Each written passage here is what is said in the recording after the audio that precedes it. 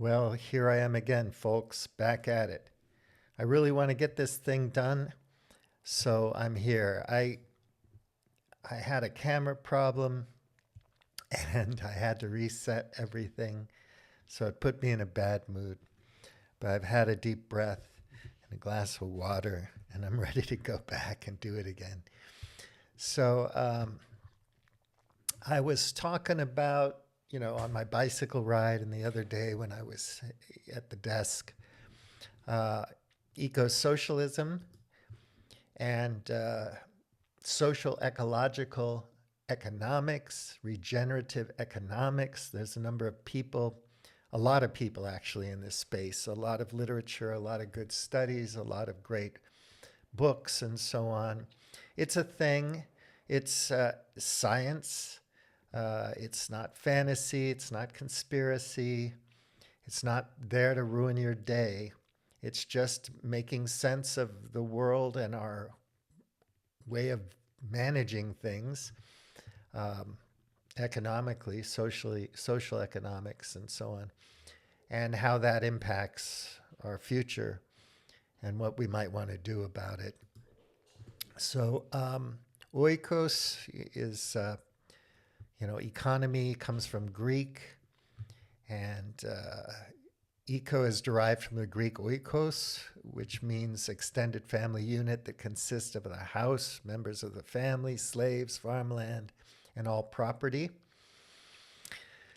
So it was run by the oldest male of the family. His role was to tend to agriculture and ensure that all components of the family unit were running smoothly. So it's like management. How do we manage our affairs in the global economy? So the eco designates a broad self-sustained unit, as in the terms ecology or ecosystem. Remember, ecology, ecosystem is biological. It's life generating. Life generates life. Life is the currency of life. Um, if you go to a desert somewhere, there's not much life. There's not much there for us. It's not going to keep us alive. If we go to the moon, there's no life. There's nothing there for us unless we're machines, unless we are techno utopians or um, accelerationists, or we're going to become machines. That Homo Deus, our destiny is to be on a silicon chip somewhere. I think that's nonsense, but anyway, a lot of people ridicule people who talk about social economics or eco-social economics or whatever, because, they think they live in an infinite world that. So anyway, I mentioned that I was interested in Clive Spash. I think he's incredibly interesting, and I'm going to be reading his work a lot in in the future. So I'm going to focus on this domain because I think that it's the only way that we're going to have a future. And from what I understand from decades of reading, it took me a long time to arrive at my worldview and the way I think now, and it's always changing. And, I had to do a lot of things, live in a lot of countries, and read a lot of books to come to this place where I am today, the way I think now. And I think that we're getting to a point now where we have to take power away from the players of the great game, and we have to change the game. And it's not just a game B type thing. I mean, we really have to have a global mass movement because you can't, Russia, China, India, Africa, we're all in the same boat. We just call it a different thing. It's still the great game, and we're still human beings. We're still overexploiting our resources. We're in drawdown mode. Um, we're coming. We're on the heels of. We're involved in. We're in the midst of at this moment an energy crisis, and we don't know it yet. So Clive Spash, he's got a lot of work. In the future, I'm going to read this go through this article called Apologists for Growth, Passive Revolutionaries in a Passive Revolution. It's really interesting. He's got so many publications and well cited and books and so on. Clive Spash. I think he's really somebody to look at. So ecosocialism, I'll remind you guys, is a political ideology that combines ecological and socialist principles. It argues that the capitalist economic system focusing on endless growth and profit maximization is fundamentally incompatible with ecological sustainability and social justice. Ecosocialists advocate for a radical transformation of society, replacing capitalism with a system that prioritizes human well-being, ecological balance, and social equity. So anyway, scary, right? As I said last time, socialism, ecology, oh my God, satanic, that's what they'll have you believe. The ideologues in power today are crazy people. I'm listening to this master plan, which is about how politics, particularly in the United States, became utterly corrupt. And I just listened to a couple episodes about the Powell Doctrine, the Powell Memo. It's very interesting. But I think these ideologues, the way they think is pathological. But they believe it. They have faith in it. That's what they know. And they can't get out of it. They can't get away from it. So recently I was looking at a couple of things. William R. Catton Jr., he wrote Overshoot. I've read that book a couple of times, once long ago and once more recently. But it's something that I think it's a must read. You must understand it. And he wrote that book in 1980. We've known about these problems for a long time. And if you want to go back further in history, you can talk about Malthus. So there's an article here from The Honest Sorcerer on Substack called Malthus Was Right.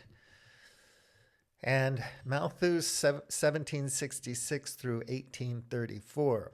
So he was talking about overshoot and overpopulation a long time ago. So we have this thing called Overshoot Day that falls on August 1st. That's kind of interesting.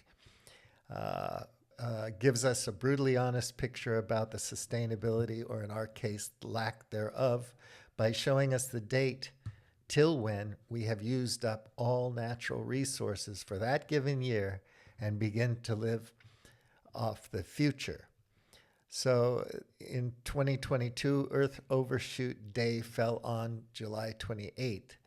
This was the date when we have stopped living off the interest, the annual surplus, which can be harvested every year without jeopardizing the future, and turn to live on our savings account instead. Pretty typical type of thing. So, for example, in 1970, you could see 100 birds in a given area. Now you see something like 25 to 40. And you notice this when you notice there aren't any bugs on your windshield when you take a drive across country. This is no autocorrelation or conspiracy. Humans use up Earth's resources faster and faster every year. Thus, rather consequentially, there is less and less left for our animal cousins. If you add climate change, pesticide use, agricultural runoff, industrial pollution like forever chemicals, and falling fertility as a result in animal populations and so on, you have a perfect trend pointing towards zero. And this pointing towards zero hits humans too, because we're dependent on these habitats. We can't just live with cows and wheat. At the end of the day, it's not going to be enough. So our carrying capacity is a big deal if we're going to maintain a stable population of people that can live well. Should our ancestors have had more babies than what that given area could support, or the amount of available food in the region was reduced, they had a problem to be solved. They could choose from the following list of options. They could walk away. So they expand their hunting territory. The group goes to an entirely new uninhabited place, or so on. But wherever they go, they're going to find other plants and animals that they can exploit and use, hopefully. So there are caveats to walking away. One is Earth is still a sphere with a finite surface area. And two, our ancestors always found someone or something already living in the desired land, happily using all of the available biological productivity in that area. Consequently, it was inevitable to go for option two as the next step upon arrival, and that is take it from others. So the key thing here is biological productivity. You want to go to a place that's full of life, and life begets life, feeds off of life, and so on. This circular thing, this entropy fighting biodiversity. And when we get there, eventually that biodiversity diminishes. So we start taking it from other plants and animals. So the takeover was made famous by Catton and involves taking food or habitat from other species.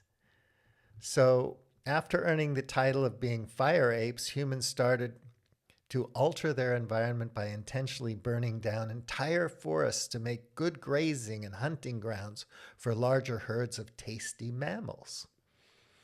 They took the lands from forests, birds, insects, and many other species, drove them out, and turned more sunlight, the ultimate source of all biological productivity, to their advantage. They also planted fruit orchards, nut trees, and shrubs, inventing agroforestry tens of thousands of years before the term was even coined, and well before the official advent of real agriculture. So you burn down a forest, that's one habitat, that's one ecosystem you destroy in order to replace it with one that's more advantageous to your group of people. And then you live up to your heritage. Why bother with sustainability when we have an abundance of food and enough able-bodied men and women to hunt it all down? So this was indeed the quickest way to success, the drawdown of rich resources. Mammoth hunting was a prime example. Herds once counting thousands of animals were all hunted to extinction, as people took far more than what could be naturally regenerated. Needless to say, this method quickly led to extinctions, and not only to our preys, but many of our ancestors as well. So there were all kinds of different humans on the planet over time. We're the only ones left at the moment. So all of those became extinct for various reasons, but some of that just had to do with, drawdown and so on. And now we're Homo tech, Homo hubris, Homo storyteller, Homo big shot, Homo colossus, and we're able to exploit more and more and more until we're not, until the EROI, energy return on investment, makes it impossible for us to dig out the minerals we need to sustain modern industrial civilization, and we start to naturally simplify and die off and starve to death. It increasingly looks like we were the reason behind the extinction of most large mammals and birds, the so-called megafauna, simply by overhunting them. But there is no way of telling how many other species we have sent to the pages of history books by burning their forests to the ground. Also, when you hunt megafauna, like imagine if whale poop goes away in the ocean, it alters the whole habitat, the whole environment, and all the species of life in it. As temperatures change in the ocean, uh, larger fish, predatory fish, have to move. It changes everything and causes the extinction of other smaller species of life. For several thousand years, people maintained both methods of subsistence, but the balance slowly tipped in favor of farming, an increasingly sophisticated method for taking over habitats and turning them into lands, feeding no one but us. So we have beautiful political philosophers like John Locke and religions like Calvinism telling us how we need to be productive because God created us and our job is to exploit everything on earth. It's a weird thing, but we are very rational. We're capable of rationalizations and we are logical. We're capable of coming up with all kinds of logical reasons for doing things and justifying them through stories. And then we start to believe them and we start to forget about how nature works, nature's laws, physics, natural laws, not just theories, but the way it actually works. And if you don't believe in that natural law, then you jump out of a building and you fall down and die. You know, eventually nature tells you what the truth is. And sometimes when nature tells you what the truth is, it hurts. So should we walk away then from these overcrowded lands? Bah, there are unfriendly folks all over the place. Why don't we embark a ship instead and visit faraway places on the other side of the world? You know, Vikings, age of discovery, age of exuberance, East India companies and colonialization and so on. Yeah, sounds like a good idea. Then later, oh, someone is living there already and they're telling us it's their land. Oops. Let us encourage them to leave their most fertile lands, then ask them to kindly work for us for free, of course. That should work. So we have slavery. We go into Europeans go to North America, destroy the tribes of people that live there and the nations that already exist, drive them out of their land, and bring slaves from Africa over to work to grow cotton. We know the story, right? This is what happens. This is what we do. And neocolonialism is a thing. When you have child labor in Congo, mining, and so on. When Germany says it has to fight for Ukraine because it wants the minerals in Ukraine. It's the same thing as the living space that Hitler talked about. Why can't you just trade for that stuff? Fair and square, right? Why do you have to control it? Trump says, let's go to Syria, and I'm just protecting the oil, taking the oil. Our military's there just to protect the oil, to take the oil. And they want to make war on Venezuela, and they want to make war on Iran, and they want to make war on China. It's all about this resource game. All the countries, nation states are playing it. The great game. So did the biggest takeover in human history begin? The takeover of Turtle Island, that's North America, as the indigenous people of America has referred to their land. Colonies grew like mushrooms, exploding into new discovered lands, crowding out indigenous people, destroying their culture and way of life in the process. Now, some of these indigenous cultures could live within carrying capacity of their environment. And they learned from nature, and they were able to live for thousands of years in a particular habitat quite comfortably until they were, displaced by Europeans. The exodus from Europe, combined with the food imported from the colonies, solved the population problem in the old world, but only for a while. Slowly but steadily, humans have occupied the entire planet and took lands not only from other nations, but from forests, swamps, marshes, and other habitats, forcing the inhabitants to leave and look for a living elsewhere. But it was never enough. I think about what was the big storm that hit New Orleans? They don't have the mangroves there, so you have to build something, a false way of keeping the storm's surge from coming in. Whereas the quote unquote natural services, just nature took care of that before. We scale up and then we have to come up with a solution that's engineering and technical. And sometimes it's not good enough. At the end of the day, there is no replacement by engineering and technology for what nature does, what nature is, what nature knows. And we either learn from nature or we're wrecked. By the end of the 18th century, people were still starving in many places. What to do now? Global population hit 1 billion. We could not walk away anymore. The entire planet was full of humans. We were already super busy taking over what we could from others already for centuries now. This was the end of the takeover method. In his book, in his 1798 book, An Essay on the Principle of Population, Malthus observed that an increase in a nation's food production improved the well-being of the population, but the improvement was temporary because it led to population growth, which in turn restored the original per capita production level. In other words, humans had a propensity to utilize abundance for population growth rather than for maintaining a high standard of living.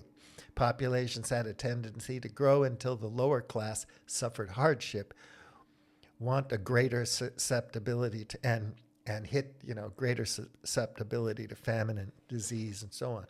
So the Trump fans think that we're going to reindustrialize overnight. Somehow we have the energy and materials and resources and so on to do that. And the global economy is going to go away. We're going to produce locally. It just doesn't work that way. We're dependent on energy. We're dependent on materials from around the world. We're dependent on labor arbitrage and so on. People simply aren't going to work in factories in the States for peanuts. It's not going to happen.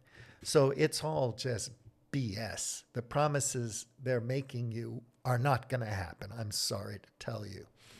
And if they did, there'd be pronatalists telling us to just have more babies because we need more Christians or something, because the Muslims are coming or whatever. And so we would hit this point where there just isn't enough at the end of the day in the way we utilize things.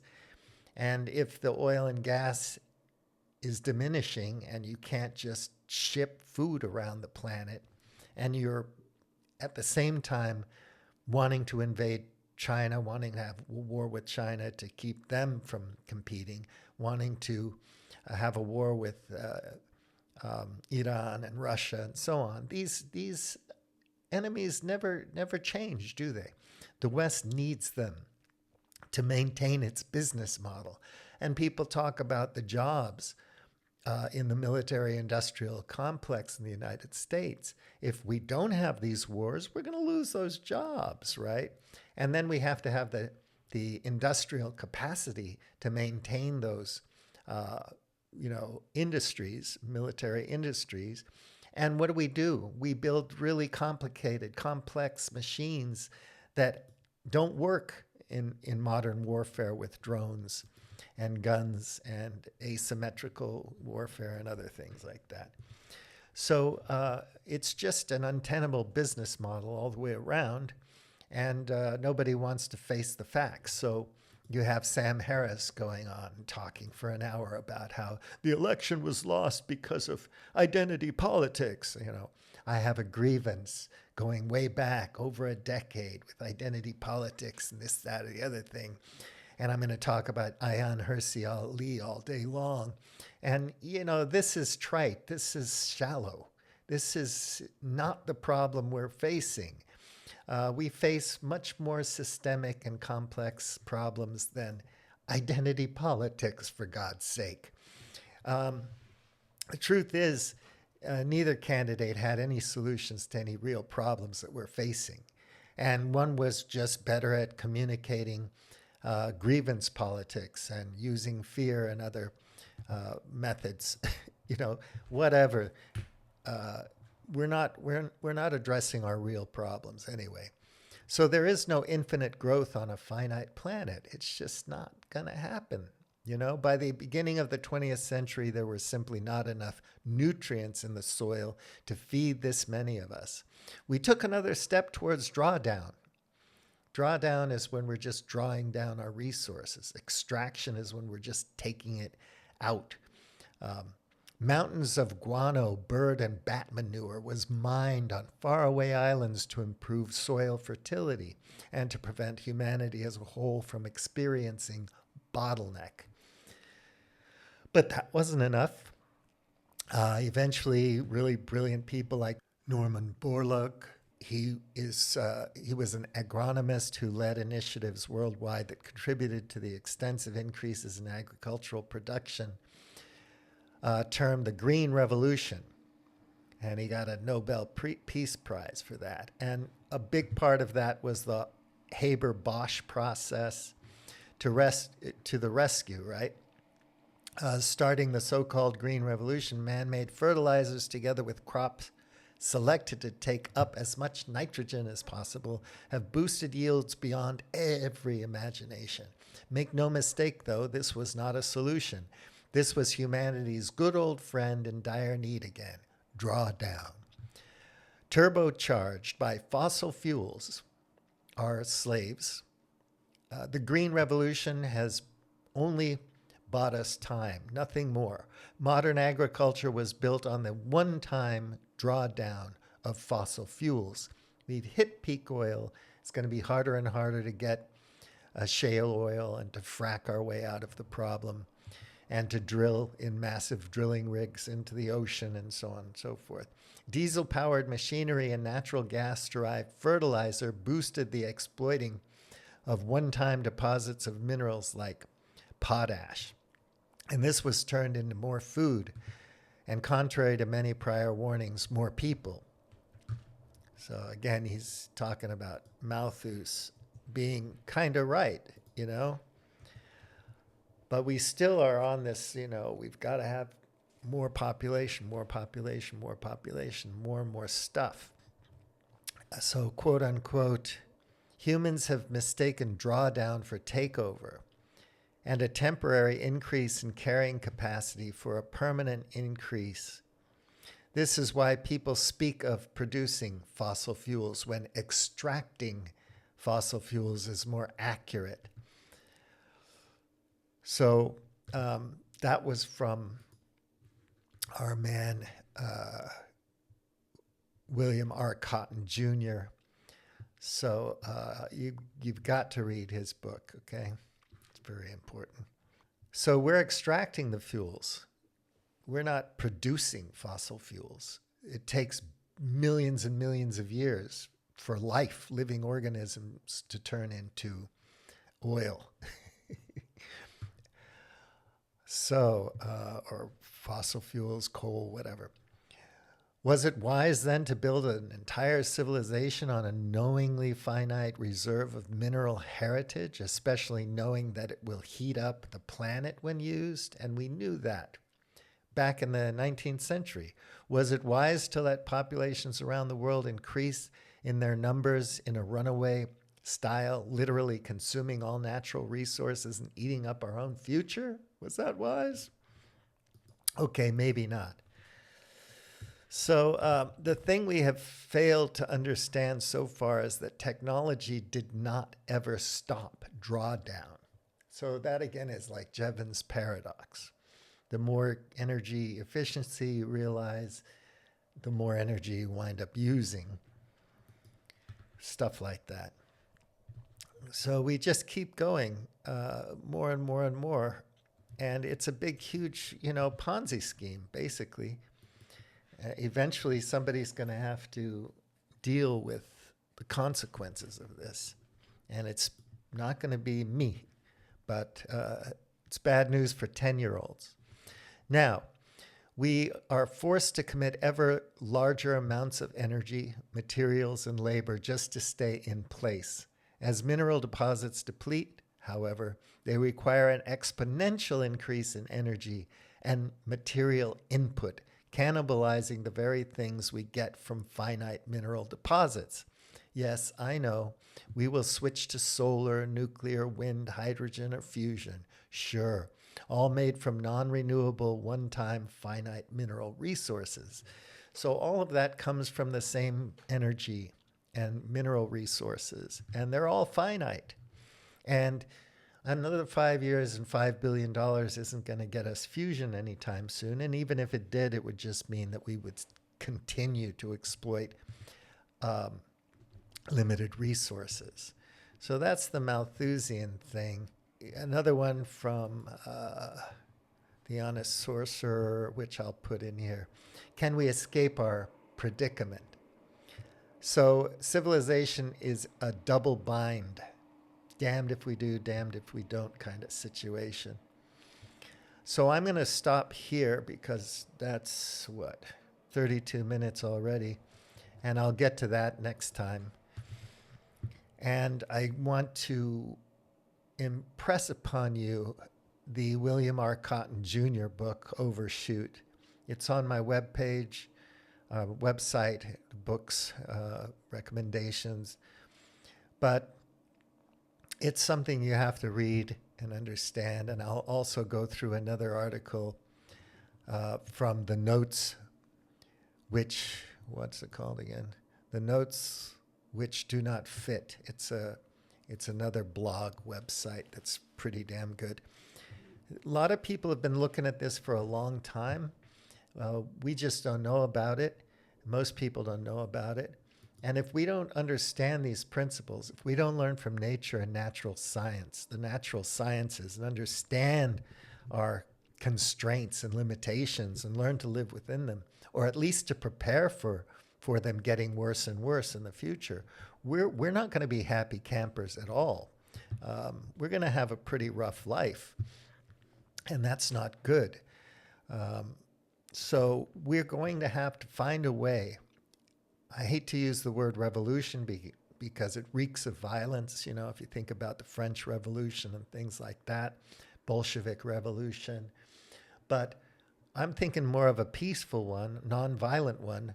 You know, if we can find a dozen Gandhis around the world and start to work, there are so many good people working now. But we have to take power. A mass movement of people whose consciousness has been raised and whose awareness and knowledge of these things has come into fruition have to get together and take power away from the great players, from the players of the great game. And if we don't do that, we're in trouble, and we're in trouble year by year, because you'll find 4 years from now that things are not better for people anywhere on this planet. And in fact, it's going to be worse. I think the Trump administration is going to accelerate things, the destruction of civilization, whereas Harris might have not have accelerated it as fast. They still would have both put us in war and overshoot and whatnot, but maybe the Democrats would have given us 5 more years or something. I don't know. But we need to learn about this. We need to take power. So on one hand, I'm going to be focusing on helping us get our heads around and find resources and material to understand ecosocialism or regenerative economics or whatever. If you're afraid of socialism, we can just, think of something else to look at. But it's going to have to be a global movement. We're going to have to work across nation states and across cultures to fight to bring power back towards this kind of thinking about how to manage our house. And if we don't do that, we're in huge trouble. So on one hand, there's the revolution and the sacrifice that's going to be required, because the billionaires aren't going to help us. We're going to have to help ourselves and we're going to have to organize in large groups, mass, obviously on a local level it'll be smaller, but bit by bit. Zeitgeist, the movement, Peter Joseph, no, not quite there, not quite looking at the core issues, really. In some ways, yes, but not quite there, and other movements of that type, Extinction Rebellion and whatnot, kind of working its way around the perimeters. But we've got to get focused. We've got to understand the science better, and we have to understand the evidence base better. And then we have to educate one another. And then we have to decide what we're willing to sacrifice to make a softer landing, because we're already headed for a nightmare scenario. And the population is going to naturally decrease in time. And starving to death is a horrible way to die. You think of those pictures of a desert with all the animals wasting away and the carrion picking the bones, and the walking across the desert full of skeletons. Once there was life here, now it's just skeletons. Starving to death is a horrible way to die. We had hooligans in Amsterdam, football hooligans, and the global elite turned that story on its ear, all because of this insane great game ideology.